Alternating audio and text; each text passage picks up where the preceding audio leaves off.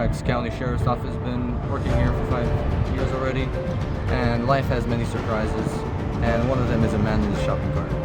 If you watch this, you'll understand the man behind the shopping cart, Anthony Robinson.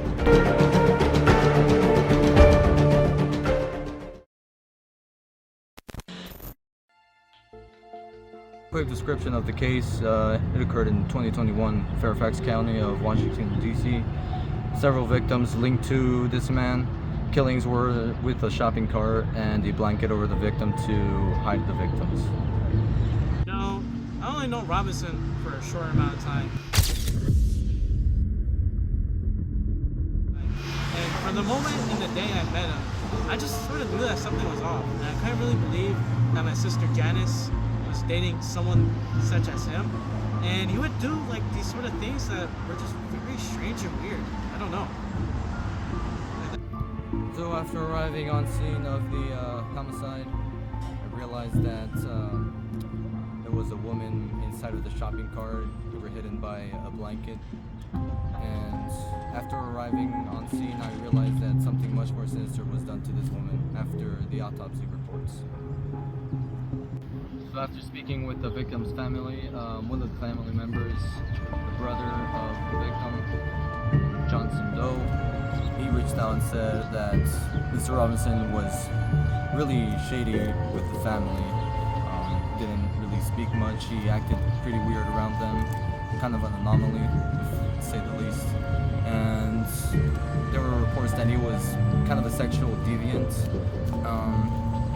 And after reviewing the security footage, I noticed that Mr. Robinson had the body inside of a shopping cart and rolled them out into the remote areas that is hard to find. And to be honest, it was quite the sight to say the least. I always knew, I always had a suspicion that he would start like this, that he was gonna be dangerous, that he'd do something to my sister, and I think this just only proves it.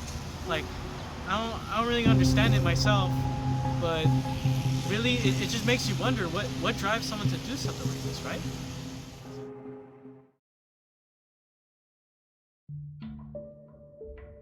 I'm Dr. Upson.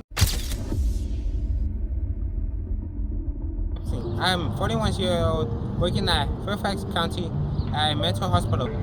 The case about Anthony Robinson is very abstract because his family background, there's no information about that and how old he is. It's very hard to find what is he diagnosed with because of his lack of background and his motives.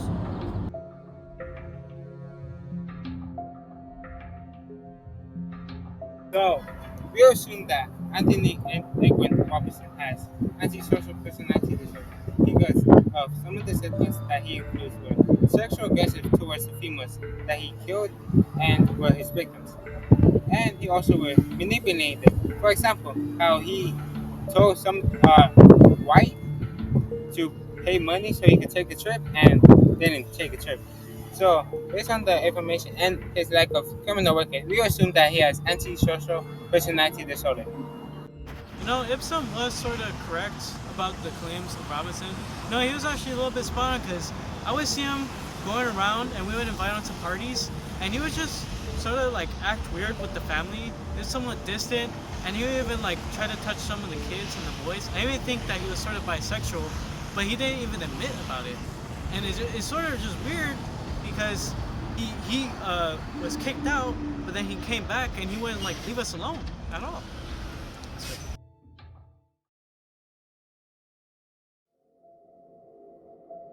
So after Robinson was taken into custody, he's now awaiting trial in Rockingham, Harrisonburg Regional Jail, and we're still trying to find some evidence to convict him of his crimes. I'm not sure what to even say anymore about her death, you know. It sort of just really pulls you apart. It's like a part of my soul just sort of went missing when she left. And it's just really, you have to be a monster to do this stuff. Especially to all the other women that died at the hands of Robinson. And funnily enough, it was done and everything in a shopping cart. I just don't know what to say now.